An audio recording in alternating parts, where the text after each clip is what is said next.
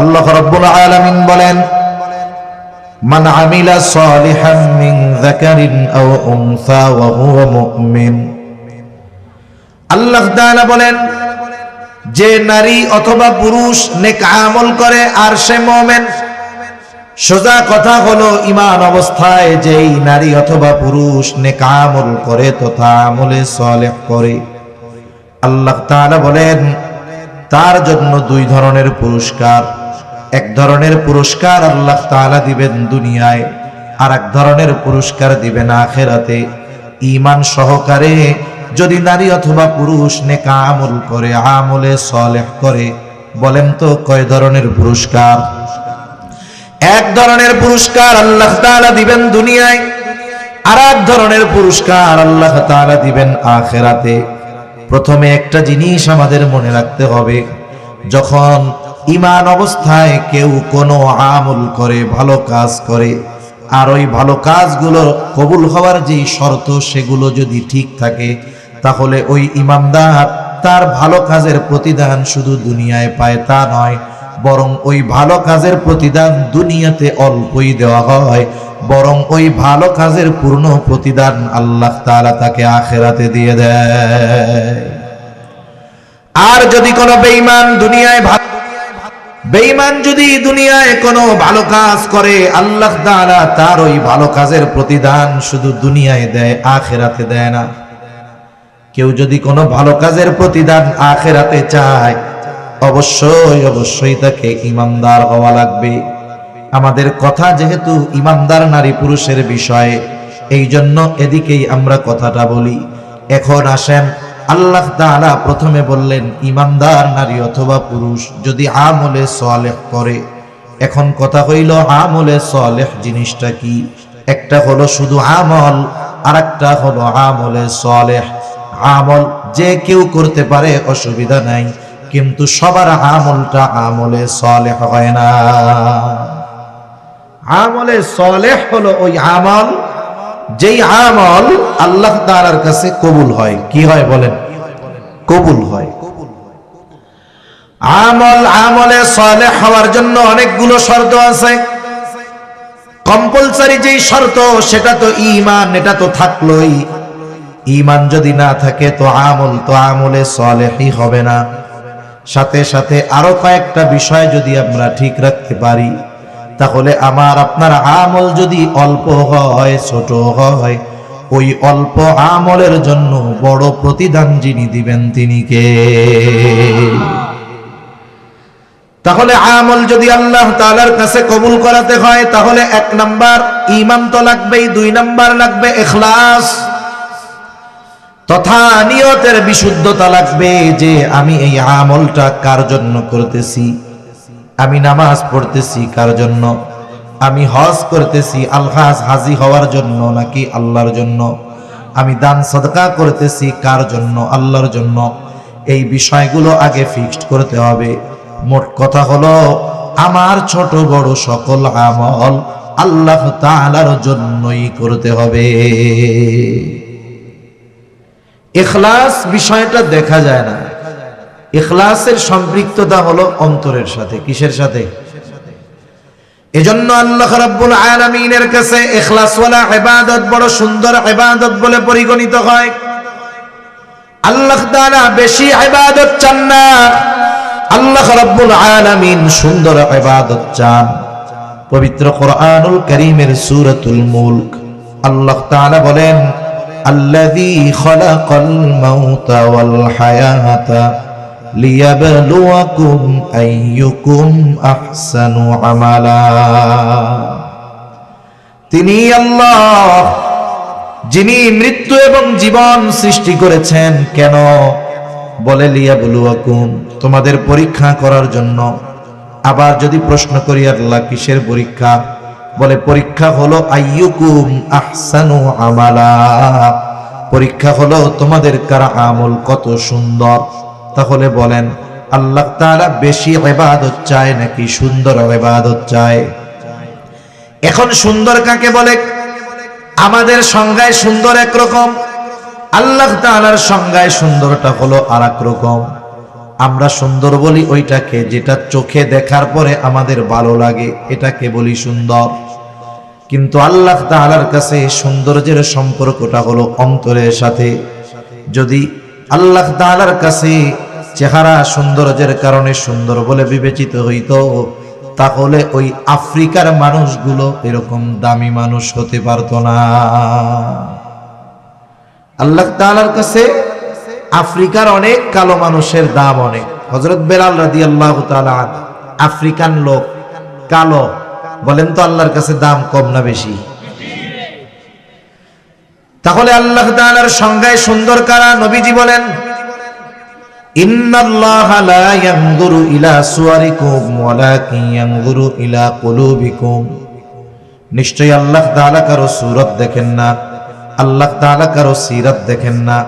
আল্লাহ তাআলা দেখেন না কে কত সুন্দর, কার বংশ কত বড়, কার বংশ কত ভালো। আল্লাহ কি দেখেন? বলে ওয়ালাকিন ইয়ানজুরু ইলা কুলুবিকুম, বরং আল্লাহ তাআলা দেখেন কার অন্তর কেমন, কার হৃদয়টা কেমন। এখন ইবাদত কবুলের অন্যতম দ্বিতীয় শর্ত ইখলাস। বলেন, ইখলাস কি দেখার সাথে সম্পৃক্ত না হৃদয়ের সাথে সম্পৃক্ত? মনে করেন আপনাদের মসজিদে আইসা আমি হুজুর নামাজে দাঁড়ায় গেছি, মসজিদ ভরা মুসল্লি, হুজুর নামাজে দাঁড়িয়েছে, সকলে হুজুরের দিকে তাকায়। বাপ বাপ আমারও যে মানুষ তো আমারে দেখতেছে, আমার নামাজ দেখতেছে, তাইলে আমার নামাজটা একটু সুন্দরভাবে পড়তে হবে। আমি লম্বা কেরাত পড়লাম, সুন্দরভাবে ধীর স্থিরতার সাথে রুকু করলাম, রুকু হইতে সুন্দর হয়ে দাঁড়াইলাম, এরপরে সুন্দরভাবে সেজদা করলাম, একেবারে এমন ধীর স্থিরতার সাথে নামাজ 2 রাকাত শেষ করলাম। মুসল্লি সব দেখা বলে কত সুন্দর নামাজ। বলেন তো মুসল্লিদের কাছে নামাজটা সুন্দর, কিন্তু আল্লাহর কাছে সুন্দর নাকি? কেন? বলে এই নামাজ আমি আল্লাহকে দেখানোর জন্য পড়ি নাই, মানুষকে দেখানোর জন্য পড়ছি। এই জন্য আমার আপনার ইবাদত যদি আল্লাহকে দেখানোর জন্য করা হয় তথা আল্লাহর জন্য করা হয়, ওই ইবাদতটা আল্লাহ তাআলার কাছে সুন্দর ইবাদত বলে গণ্য হয়। আর যদি মানুষকে দেখানোর জন্য ইবাদত করা হয়, ওই ইবাদত কিছু কিছু সময় শাস্তির কারণ হবে। প্রসিদ্ধ এক হাদিস আবু হুরায়রা রাদিয়াল্লাহু তাআলা আনহু থেকে বর্ণিত, নবীজি বলেন, কিয়ামতের দিন আল্লাহ তাআলা সর্বপ্রথম 3 শ্রেণীর মানুষকে হিসাবের জন্য ডাকবে। 1 নাম্বার, একজন শহীদকে ডাকা হবে। রক্তাক্ত অবস্থায় শহীদ আল্লাহর সামনে হাজির হয়ে যাবে। আল্লাহ তাআলা জিজ্ঞাসা করবে, তোমার এই অবস্থা কেন? আল্লাহ তাআলা আমার আপনার অন্তরের খবর জানেন কি জানেন না? ইন্নাল্লাহা আলিমুম বিযাতিস সুদূর, আমার আপনার অন্তরের গহীন করে কোন কথা লুকায় আছে দুনিয়ার কেউ জানে না, আমার পাশে শুয়ে থাকা বসে থাকা মানুষটাও জানে না, কিন্তু অন্তরে কি আছে যিনি জানেন তিনি কে? আল্লাহ তাআলা বলবেন, বান্দা আমি আল্লাহ তোমার অন্তরের খবর জানি। তুমি মিথ্যা কথা বলতেছ, তুমি যুদ্ধ করেছো যাতে করে দুনিয়ার মানুষ তোমার বীরত্বের প্রশংসা করে, যাতে করে দুনিয়ার মানুষ তোমাকে বাহাদুর বলে, বীর বলে। ও বান্দা, যে উদ্দেশ্যে তুমি যুদ্ধ করেছো, দুনিয়ায় তুমি তা পেয়ে গেছো, দুনিয়ার মানুষ তোমাকে বীর বলছে, বাহাদুর বলেছে। সুতরাং আজকে আমি আল্লাহর তরফ থেকে তোমার জন্য কিছু নাই, তুমি চলে যাও, তোমার ঠিকানা হলো চিরস্থায়ী জাহান্নাম। 2 নম্বরে আল্লাহ তাআলা একজন দানবীরকে ডাকবে। আল্লাহ তাআলা জিজ্ঞাসা করবে, গোলাম কেন তুমি এই সম্পদ দান করছো? লোকটা বলবে, আল্লাহ আপনার দেওয়া সম্পদ আমি মানুষের জন্য দান করেছি, যার ঘর নাই তারে ঘর বানায়া দিছি। কেন? বলে আপনার সন্তুষ্টির জন্য। আল্লাহ তাআলা বলবেন, না বান্দা, তুমি মিথ্যা বলতেছো, আমি আল্লাহ তোমার অন্তরের খবর জানি। তুমি দান করেছো যাতে করে দুনিয়ার মানুষ তোমার দানের প্রশংসা করে, দানবীর বলে, সমাজ সেবক বলে। বান্দা, যে উদ্দেশ্যে তুমি দান করেছো, তুমি দুনিয়ায় তা পেয়ে গেছো, তোমাকে দুনিয়ার মানুষ দানবীর বলেছে, সমাজ সেবক বলেছে, তোমার দানের প্রশংসা করেছে। সুতরাং আজকে আমি আল্লাহর তরফ থেকে তোমার জন্য কিছু নাই, তুমি চলে যাও, তোমার ঠিকানা হলো চিরস্থায়ী জাহান্নাম। এরকম লোক দেখাই না, দানবীর আছে না, কত জায়গায় আছে। এক মাদ্রাসার হুজুর কইতেছে, হুজুর একজন 50,000 টাকা দান করছিল মাদ্রাসায়, তা বলছিল চিঠি দিয়া যে আমার নামটা একটু সুন্দরভাবে সবার সামনে বলে দিবা। তা বেচারার আর কইতে টইতে মনে নেই। এখন এই যে মাহফিলে মানুষের সামনে বলে নাই কেন, দানের ঘোষণা দেয় নাই কেন, পরে এসে টাকা ফেরত নিয়ে গেছে গা।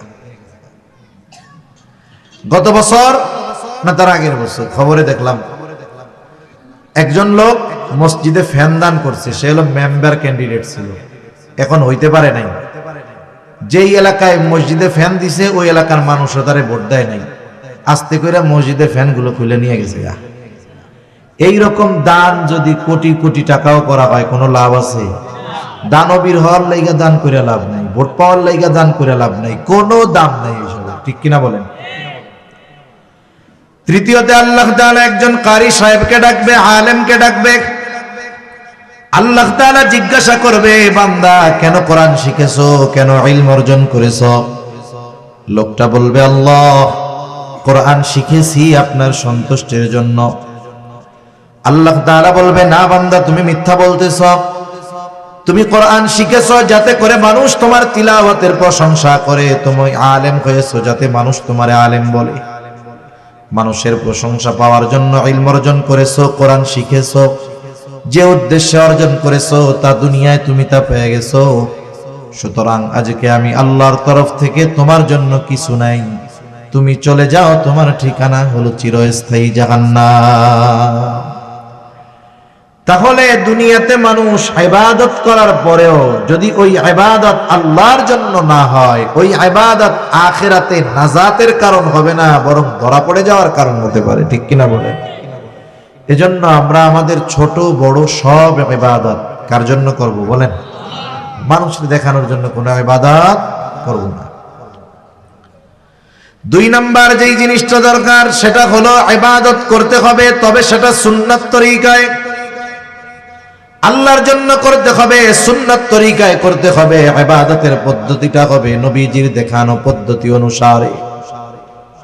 দুনিয়াতে এমন কোন ইবাদত নাই যে ইবাদত সুন্নাত তরিকায় নাই, বরং সুন্নাত তো হলো এমন এক পরশ পাথর, যেই পরশ পাথর যদি দুনিয়ার কোন কাজের সাথে লাগায় দেওয়া হয় ওটাও ইবাদত হয়ে যায়। সুবহানাল্লাহ। যেমন দৈনিক আমাদের কিছু কাজ থাকে, জরুরত ছাড়া পায়খানা প্রস্রাব করা, খানা দানা খাওয়া, এটা প্রতিনিয়তই আমরা করি কি করি না? কেউ যদি দৈনিক 10 বার বাথরুম করে সওয়াব হবে নাকি? কোনো দৈনিক যদি 10 বার বাথরুম করতে যায় সওয়াব হবে? যদি একবারও না যায় গুনাহ হবে। গুনাহ হবে না, সওয়াব হবে না, এমন এক কাজ। কিন্তু এই কাজটা যদি নবীজির তরিকায় করে, কার তরিকায়? নবীজির পদ্ধতিতে যদি এই সুন্নাহ এইভাবে যদি কাজটা করে, জরুরতটা যদি সারে। মনে করেন একজন মানুষ ফজরের নামাজের জন্য ঘুম থেকে উঠছে, নামাজে যাবে, বলে আছে হইল আর 20 মিনিট, মসজিদের দিকে রওনা হবে।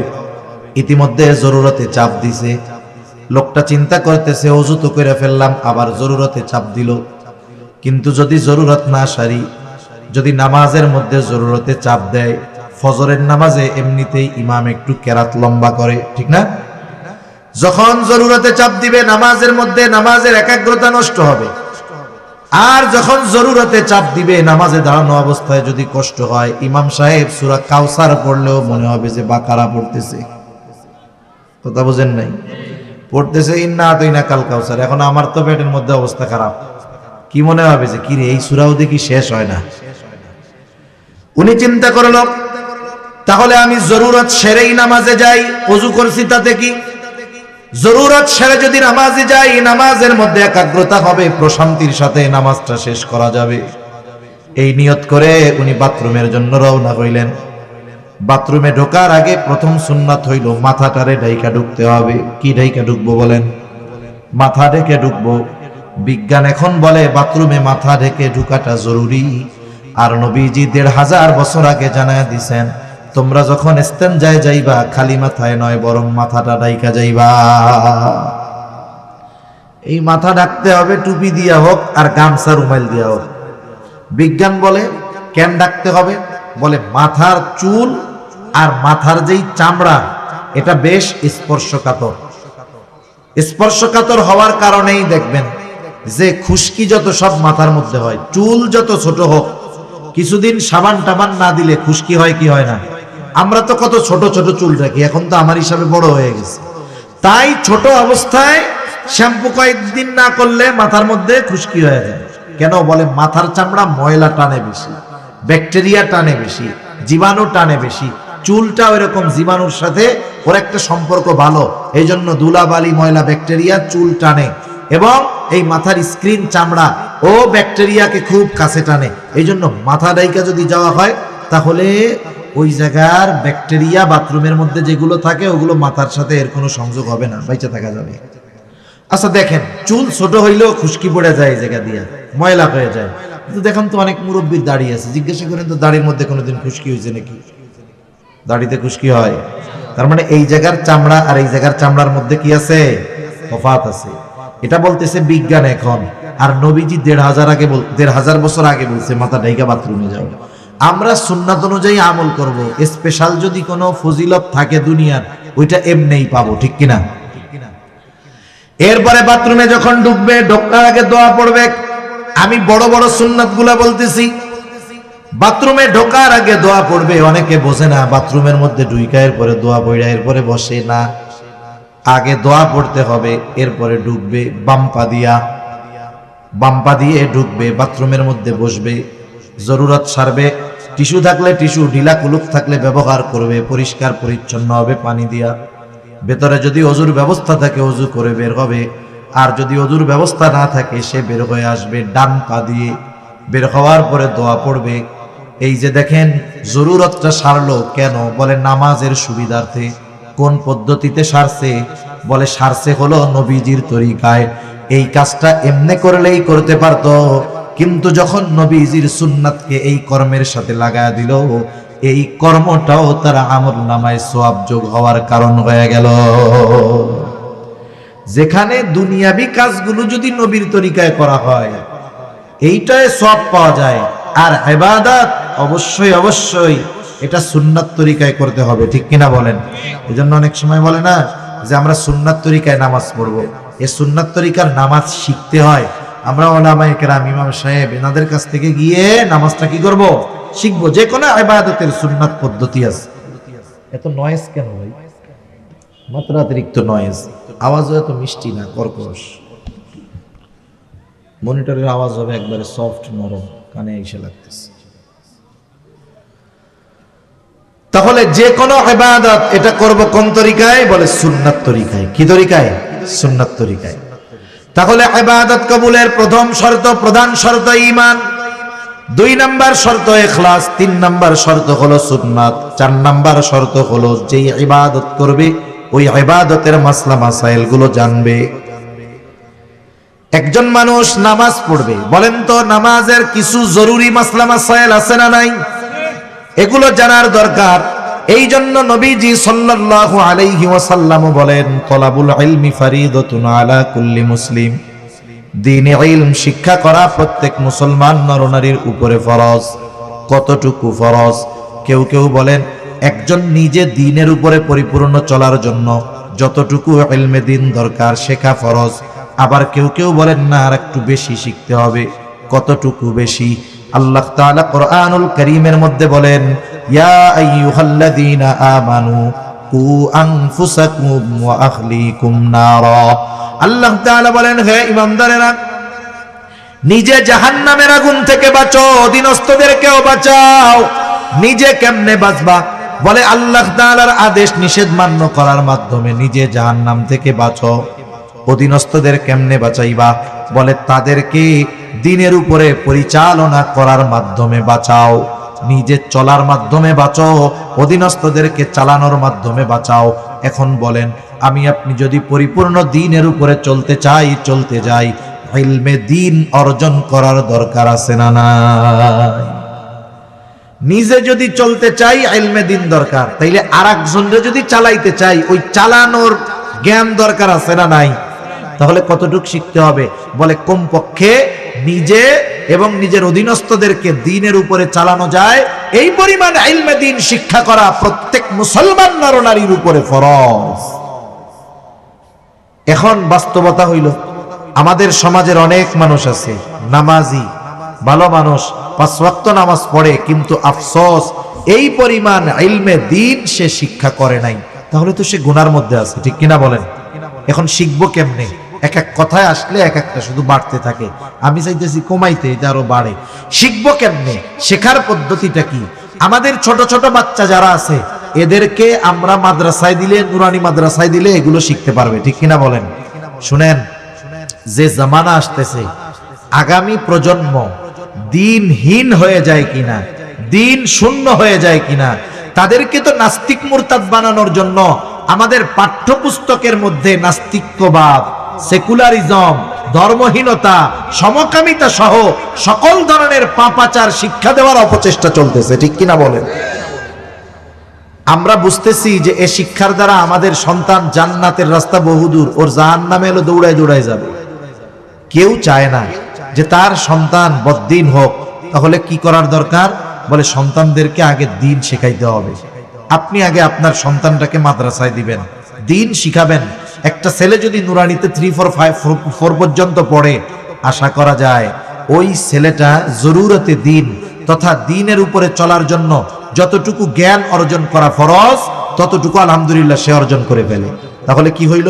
আপনি তাকে যে এই যে দ্বীনের উপরে চালানোর জন্য দ্বীন শেখাইলেন, এটা তার হক আপনার উপরে ছিল।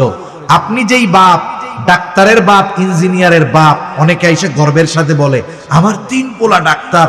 আপনি ডাক্তার বানাইছেন, ঠিক আছে, টাকা কামাইবে, অসুবিধা নাই, কিন্তু এই ডাক্তারকে যদি আপনি ওই পরিমাণ দ্বীন শেখানোর ব্যবস্থা না করেন, ওই ডাক্তার যদি কিয়ামতে জাহান্নামে যায়, আপনি বাপরে আগে জাহান্নামে নেওয়ার ব্যবস্থা সে করবে, ঠিক কিনা বলেন?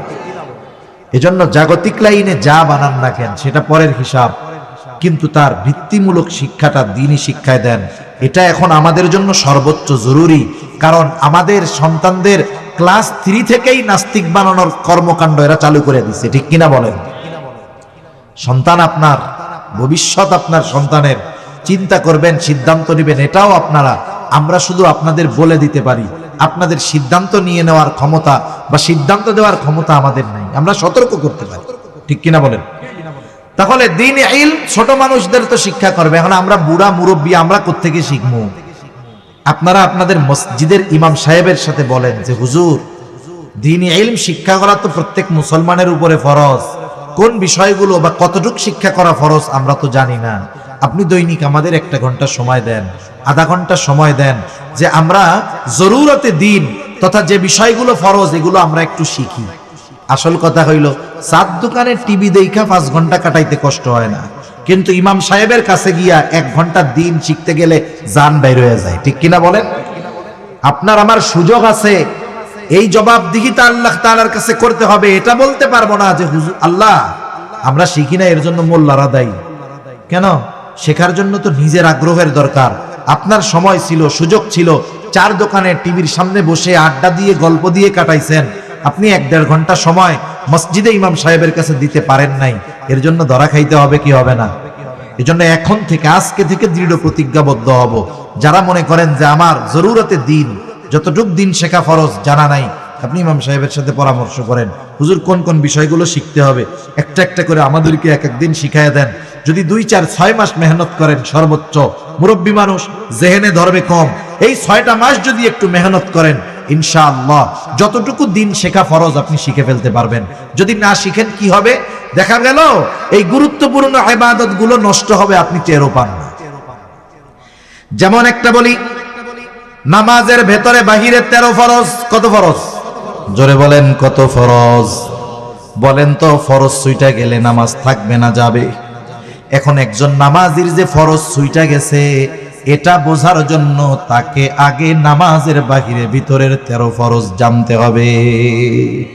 যদি না জানে, কোন টাইমে যে ফরজ ছুটছে জানেই তো না, এখন ও যতই না জানুক, কিন্তু আর নামাজ তো থাকবে। নামাজের ওয়াজিব 14টা, ওয়াজিব ছুটে গেলে সাহু সিজদা দিতে হয়। সাহু সিজদা না দিলে নামাজ হবে না। এখন যে নামাজের ওয়াজিব 14টা, এটা তো আগে তাকে জানতে হবে। জানলেই না বুঝবে যে আমার ওয়াজিব একটা ছুটছে, এখন সাহু সিজদা দিব। ফরজ ছুটে গেলে নামাজ শেষ, সাহু সিজদা দিলে কাজ হবে না। ওয়াজিব ছুটা গেলে সাউসিজদা দিতে হবে, দিলে নামাজ হয়ে যাবে, না দিলে হবে না। আবার দেখেন নামাজ ভঙ্গের কারণ আছে 19টা, ওই 19টা থেকে একটা কারণ পাওয়া গেলে নামাজ ভেঙে যায়। দেখা গেল নামাজ ভঙ্গের কারণগুলো জানা নাই, 19টা থেকে একটা যদি সংগঠিত হয়ে যায়, বলেন তো নামাজ থাকবে না যাবে? তাহলে এই যে নামাজ ভাঙ্গার কারণ 19টা শিখতে হবে, এটাও শেখা ফরজ। নামাজের ওয়াজিবগুলো জানাও ফরজ, নামাজের ফরজগুলো জানাও ফরজ। আবার বলেন তো ওযু ভঙ্গের কারণ কয়টা? বলে 7টা। এই 7টা থেকে একটা কারণ যদি পাওয়া যায়, নামাজ থাকবে না যাবে? বলেন তো। দুইজন নামাজ পড়তেছে পাশাপাশি, এখন একজন নামাজ শেষ হওয়ার আগে 2টা সাউসিজদা দিয়া আবার নামাজ যথারীতি শেষ করেছে। পাশের জন জিজ্ঞাসা করে, বাইরে তুই যে সাউসিজদা দিলি কারণটা কি? বলে কারণ হইল আমার একটু হদস হয়ে গেছে, মানে একটু বায়ু বের হয়ে গেছে। কি হয়েছে? বাতাস বের হয়েছে আর কি। এখন বলেন তো বাতাস বের হইলে কি ওযু থাকবে? ওযু যদি না থাকে নামাজ থাকবে? ও সাউসিজদা 2টা কে 200 দিলে কি ওর নামাজ হবে নাকি? দেখেন একটার সাথে একটা কানেক্টেড। যেমন নামাজের বাহিরে ভিতরে 13 ফরজের প্রথম ফরজ কি বলে? শরীর পাক, কাপড় পাক। প্রথম শরীর পাক, তারপরে কি? কাপড় পাক। এখন একজন গোসল তার ফরজ, এখন গোসল ফরজ হইছে, শরীর পাক বানাইতে হবে না? শরীর পাক কেমনে হবে? বলে গোসলের ফরজ যেগুলো আছে এগুলো জেনে গোসল করতে হবে, এরপরে তার দৈহিক পবিত্রতা অর্জন হবে। ঠিক কিনা বলেন? এখন এতে গোসলের ফরজই জানে না, কাজ হবে? শরীর পাক হবে? হবে না। এরপরে মনে করেন কাপড় পাক, কাপড় পাক হইতে হবে। এখন মনে করেন কাপড়ের উপর একটা নাপাকি পড়ছে, এখন এই নাপাকি পড়লে কতটুক নাপাক থাকলে নামাজ হয়ে যাবে, কতটুক থাকলে হবে না, এটা তার জানার দরকার আছে না নাই? এখন মনে করেন একটা পোলাপাইনের 1 ফোঁটা মুত পড়ছে। কি পড়ছে? প্রস্রাব পড়ছে। এখন প্রস্রাব পড়ছে 1 ফুট, 1 ফুট এমনি জায়গায় যতটুক নিবে, বলেন তো কাপড়ের উপরে পড়লে ওই ফোঁটা কি জায়গায় থাকবে না ছড়ায় যাবে? এখন আপনি যদি মনে করেন যে ও ফুলাগ্য তো 1 ফোঁটাই মুছছে, এতে আর কি হইব, চল এটা পরে নামাজ পড়ে ফেলি, কিন্তু আপনার ওই কাপড়ের উপরে যখন ফোঁটা পড়ছে ওটা যেই পরিমাণ জায়গায় ছড়ায়া যায়, ওই কাপড় নাপাক হওয়ার জন্য যথেষ্ট। কথা বুঝেন নাই? দেখেন সেজন্য কি আমার ইবাদত ঠিক হইতে হইলে তাহারাতের মাসআলা, পবিত্রতার মাসআলাগুলো জানতে হবে, ওযুর ফরজগুলো আমার জানতে হবে, গোসলের ফরজ জানতে হবে, ওযু ভাঙার কারণগুলো জানতে হবে। একটার সাথে একটা কানেক্টেড। আসল বিষয় হলো এগুলো সমাজের অনেক মুসল্লি জানে না, শিখতেও চায় না। ঠিক কিনা বলেন? শিখতে চায় না কেন? বলে আমি যে গোসলের ফরজগুলো জানি না, আমি যে ওযুর ফরজগুলো জানি না, এটা যদি হুজুরে জানে তাইলে তো আমি লজ্জায় শেষ। শরম না? শরম। হুজুরে মাঝে মধ্যে গরম কথা কয়, পোলা 3টা বিদেশে থাকে তো গরম কথা কয় হুজুরে। এখন যেই হুজুরে এত গরম কথা কই, সেই হুজুর জানে যদি আমি ওযু ভাঙার কারণ জানি না, তাহলে লজ্জা না? এই যে আপনি লজ্জায় হুজুরের কাছে গেলেন না, শিখলেন না, দুনিয়ায় একটু লজ্জা পাইলেও আখেরাতে ডান্ডা বাড়ি খাওয়া লাগতো না। ঠিক কিনা বলেন? এজন্য এই সব বিষয়ে লজ্জা শরম করা যাবে না, এসব বিষয়ে লজ্জা পাওয়া যাবে না। ওলামায়ে কেরামের কাছে গিয়ে, মসজিদের ইমাম সাহেবের কাছে গিয়ে এই বিষয়গুলো প্র্যাকটিক্যাল ভাবে আমাদের শিখতে হবে। শিখবো তো ইনশাআল্লাহ। নাহলে এত কষ্ট করে ইবাদত করলাম, যদি এই বিষয়গুলো না জানার কারণে ইবাদত না হয়, তাহলে এর চাইতে কষ্টের আর কিছু আছে? একজন করে নাই, শাস্তি খাইছে, ভালো কথা। আপনি কইরা কবুল হয় নাই, শাস্তি খাইলেন, তাহলে কষ্ট বেশি লাগবে কি লাগবে না? আমি আপনি জানি না জানি, যদি ফরজ ছুটে যায় নামাজ শেষ। যেমন আগুন জ্বলতেছে, এখন আগুন, একজন হাত দিছে আগুনের মধ্যে, এখন ওই লোকের জানা নাই যে আগুনে হাত দিলে হাত পুড়ে যায়, তার জানা নাই। কিন্তু এই না জানা সত্ত্বেও সে যদি আগুনে হাত দেয়, আগুন কি বলবে নাকি লোকটা তো জানে না, আমি পুড়ায় দেই, তাহলে এবারের মতো মাফ করে দেই? মাফ করবে নাকি পুড়ায় দিবে? আগুনের পোড়ানো কত কঠিন। আপনি আমি মাসালা জানি না, নামাজ পড়তে দাঁড়াইছি, এ ব্যর্থতা আমার, এ ব্যর্থতা আপনার। উচিত ছিল তো ইবাদতটা করার আগে ইবাদতটা যথাযথভাবে শিখে নেওয়া। ঠিক কিনা? আগে ছিল, আমরা যখন ছোটবেলায় মক্তবে পড়ছি, নামাজের মাসলা মাসাইল সব যাই না, এরপরে নামাজ পড়ছি। এজন্য ছোটবেলায় কি হইতো, আমাদের জীবনে দেখছি যে হায়াতে, যে আমাদেরকে আমাদের মা বাবা ফজরের নামাজের জন্য ডাকতো না। কেন? বয়স তো 5 বছর, নামাজ ফরজ হইছে নিয়ম। কিন্তু 5 বছর 6 বছরে মক্তবে না গেলে খবর ছিল। তার মানে আমরা ওই সময় গিয়ে মক্তবে গিয়ে ইবাদত করার পদ্ধতি শিখছি। যখন একটু বড় হইছি, ওই যে 7 বছর 8 বছর বয়স হয়েছে, নামাজ তো শিখে গেছি, এখন ফজরের সময় না উঠলে পিটানি। তার মানে আগে শেখার জন্য পিটাইছে, যে আগে শিখবে এরপরেই না পড়বে। যখন শিখে গেছি এরপরে পড়ার জন্য চাপ দিছে। তাহলে বলেন নামাজ পড়ার আগে না? তাহলে দেখেন তো আমরা কত মানুষ আছি যে আমাদের এই ইলমগুলো জানা নাই। সেজন্য আমার অনুরোধ, রোজা আসতেছে, রোজা ভাঙ্গার কারণও জানার দরকার, রোজার ফরজগুলো জানা দরকার। আমরা আমাদের ইমাম সাহেব ওলামা একরামের কাছে শিখে পরামর্শ করে শিখবো তো ইনশাআল্লাহ। একটু একটু করে দৈনিক শিখলে বছর শেষে দেখবেন অনেক শেখা হয়ে গেছে। সেজন্য অনুরোধ করব, এই দুনিয়ার লজ্জার চিন্তা বাদ দিয়া আখেরাতে ডান্ডা পিটানির কথা চিন্তা করেন, তাইলে এই লজ্জা আর লজ্জা মনে হবে না। তাহলে ইবাদত কবুলের প্রথম প্রধান গুরুত্বপূর্ণ কম্পালসারি শর্ত হলো ঈমান, 2 নাম্বার ইখলাস, 3 নাম্বার সুন্নাত, 4 নাম্বার যে ইবাদত করবে অবশ্যই ওই ইবাদতের ব্যাপারে পূর্ণ ইলম অর্জন করতে হবে। সিএনজি চালায়, অন্যের জমিনে কামলা দেয়, সে যদি এই পরিশ্রমটা, এই হালাল কর্মটা হালাল রুজির জন্য করে, হালাল উপার্জনের নিয়তে করে এই হালাল কাজ, তাহলে এটা তার কি হবে বলেন? ইবাদত হবে। কিন্তু আফসোস, আমাদের দেশের মানুষ কেউ যদি সুযোগ পায় হারাম উপার্জনের, ওই হারামের নাম পাল্টাইয়া ওরা খাওয়া শুরু করে। যেমন সমাজে অনেক চাকরি আছে, ওই চাকরি হইলে কয় আলহামদুলিল্লাহ আমার আর বেতনের টাকায় হাত দেওয়া লাগবে না। নাউজুবিল্লাহ। কেন বেতনের টাকায় হাত দেওয়া লাগবে না কেন? কয় বকশিস টকশিস যা পামো তাতেই তো কাম সারা। সরকারি চাকরি করে বকশিস, এটা ঘুষের নাম দিছে, ঘুষের কয়েকটা নাম আছে, একটা দিছে বকশিস, চা পানের টাকা, স্পিড মানি। এখন আবার কতক লোক এই ঘুষের টাকারে হাদিয়ার নাম দিয়া চালায়। নাউজুবিল্লাহ বলেন। হাদিয়ার ব্যাপারে নবীজি বলেন হাদিয়া আদান প্রদানে মহব্বত বাড়ে, এটা দেওয়া সুন্নত, নেওয়া সুন্নত। আর এই ঘুষ রে বানাইছে হাদিয়া। নাউজুবিল্লাহ বলেন। বলে কিছু হাদিয়া দিয়েন, কামটা কইরা দিব। কোন জায়গায় কি জিনিস ব্যবহার করতে হয় বুঝে না। এটার নাম দিছে স্পিড মানি। আপনি সরকারি অফিসে যাবেন, দেখবেন কামের গতি নাই, যেই টাকা দিবেন বলে ওই টাকায় গতি বেড়ে যায়, এই জন্য এটার নাম কি? স্পিড মানি। নাউজুবিল্লাহ। এই যে টাকাগুলো খাইতেছে, এখন ঘুষ মনে করে খায় না, ও উল্টা মনে করে ওইটা মনে হয় ওর পাওনাটা হক। ঘুষ খায় কি মনে করে? এখন না, হক মনে করে। আল্লাহ ওদের হেদায়েত দান করুক, সকলে বলি আমিন। আর রাশি ওয়াল মুরতাশি ওয়ার রায়েশ, ঘুষখোর, ঘুষ দাতা, ঘুষ গ্রহিতা, ঘুষ দাতা, ঘুষ গ্রহিতা, মধ্যস্থতাকারী, এই 3 জনই সমান অপরাধী। 3 জনই কি বলেন না? সমান অপরাধী। বান্দার হক নষ্ট করে এরা। সেজন্য অনেকে উপার্জনের ক্ষেত্রে হালাল না হারাম যাচাই করে না। সেজন্য আমরা সমাজে দেখি অনেক নামাজি মানুষ ঘুষ খায়, কিন্তু নাম পাল্টায় খায়, মনে করে ওর জন্য বৈধ। এখন বলেন তো, ঘুষ খাওয়া নিঃসন্দেহে হারাম, কেউ যদি এটাকে হালাল মনে করে খায়, তার ঈমান থাকবে নাকি চলে যাবে?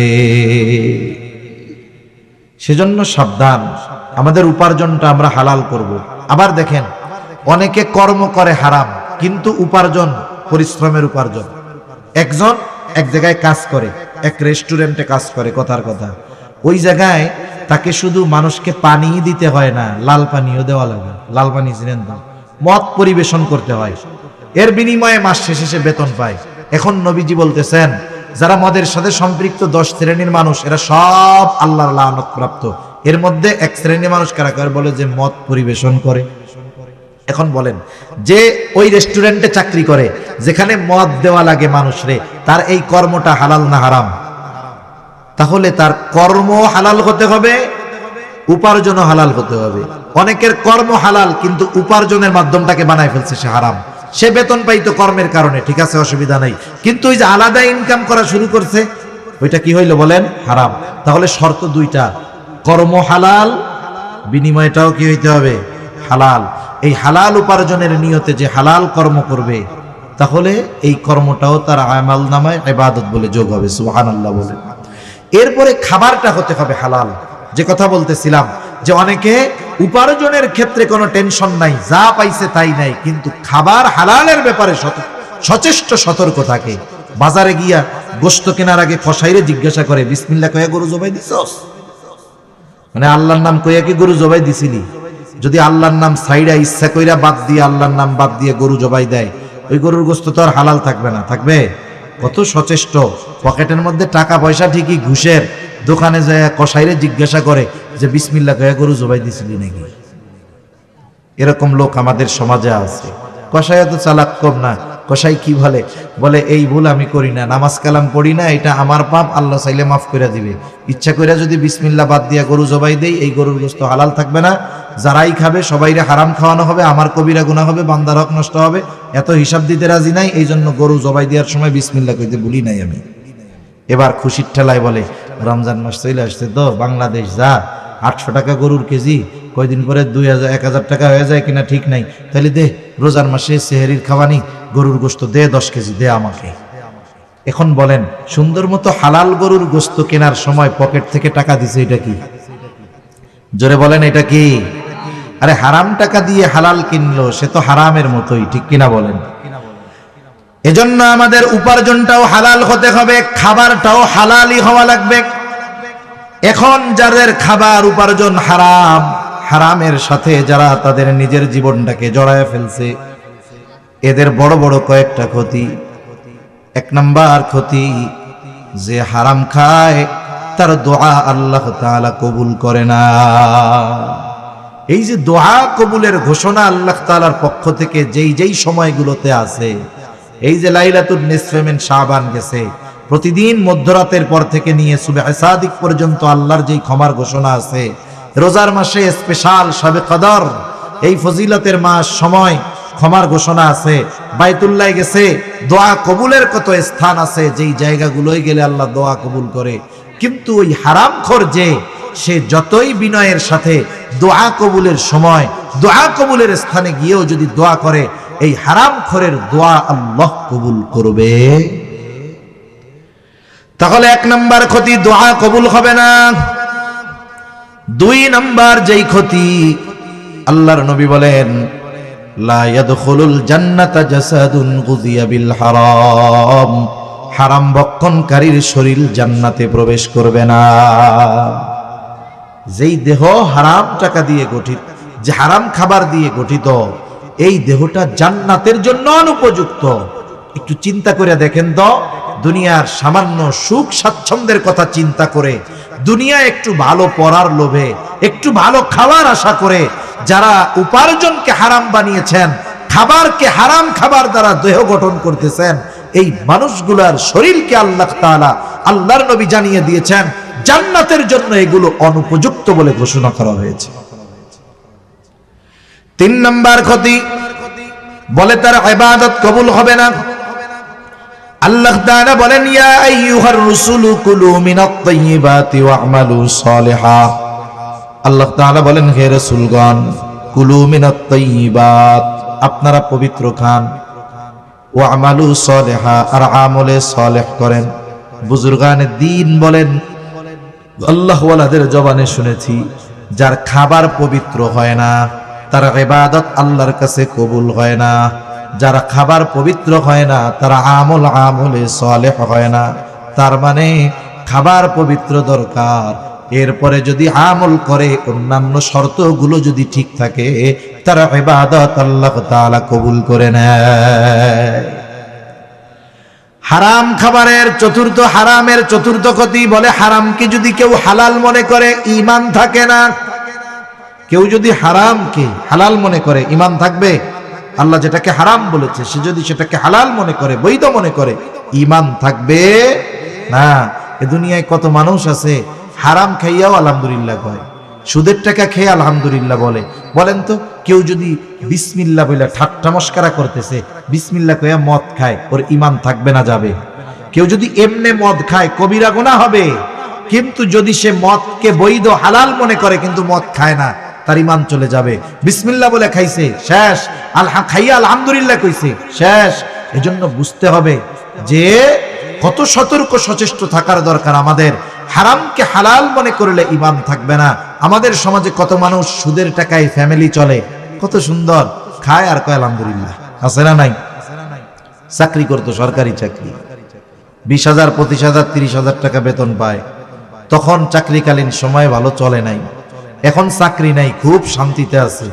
এখন জিজ্ঞাসা করে কেমন চলে এখন? আগে তো চাকরি ছিল, এখন তো চাকরি নাই। কয় আগের চাইতে আরো ভালো চলে। কেমনে চলে?